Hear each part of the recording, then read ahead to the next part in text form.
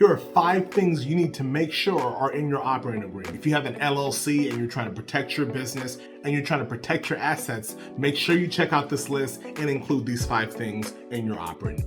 My name is Saluto Uba, and I'm the founder of the Uba Law Group, and we help business owners just like you protect their business, brand, and bank with LLCs that'll secure their assets. So when it comes to operating agreements, the first thing that I want to touch on is what is an operating agreement in the first place. If you're setting up an LLC and if you're creating a business to protect your assets and build wealth and establish your company, you need to know that an LLC is more than just a piece of paper from the state.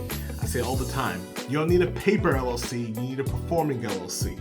In order to create a performing LLC that actually protects your assets and give you the peace of mind you're looking for, it's got to have an operating agreement that is rock solid.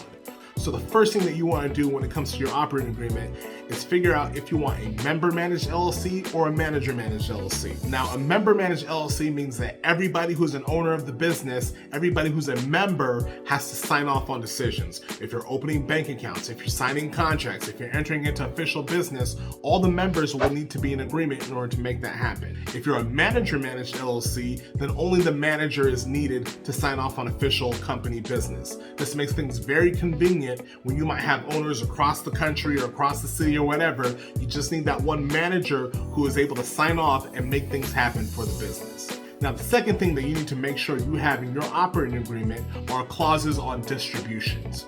What does that mean? Now, as an LLC, you're going to have distributions. You're going to have times when you take money out of the business to pay yourself. However, a mistake that people make all the time, and this happens if you set up for yourself or if you use some companies online or if you don't really consult with an expert, an attorney that knows what they're doing, is you're going to have clauses that have distributions come out on a regular schedule, whether monthly or quarterly or annually. Now, this might sound like a good idea, but the problem with regular distributions is in the event of a lawsuit, all someone has to do is look at your operating agreement and see that this company takes money out this time every single year. And in the event of a lawsuit, if someone has a judgment against you, that annual distribution that's on paper that are the rules of your company are going to work against you.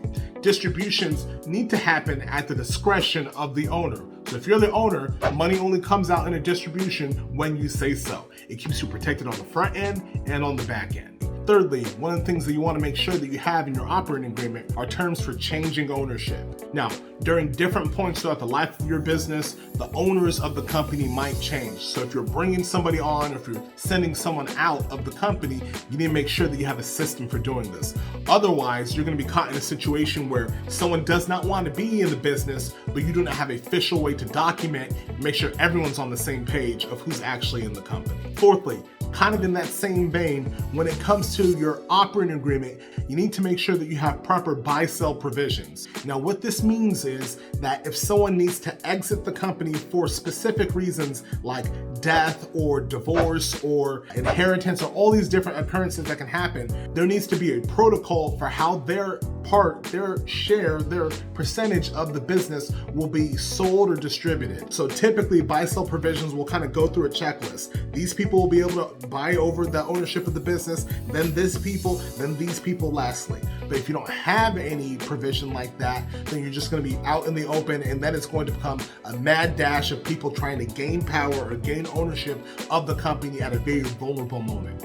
Buy-sell agreements make sure that none of this happens and that there's always order and always structure in how the business is going to be managed in the event that somebody needs to leave in a situation that cannot be structured beforehand. Now, lastly, the last thing I want to share that you want to make sure that you have in your operating agreement is a purpose clause. And this is particularly relevant when you have a multi-member LLC. For single-member LLCs, there is a strategy that I call intentional specific vagueness. If it's just you that's the owner of the business or a husband and wife team, then we want to be very intentional about the business being able to perform any type of activity that's legal for the business. However, when you have multi-member LLCs, you have multiple people who are owners and members of the business business, we want to do the opposite.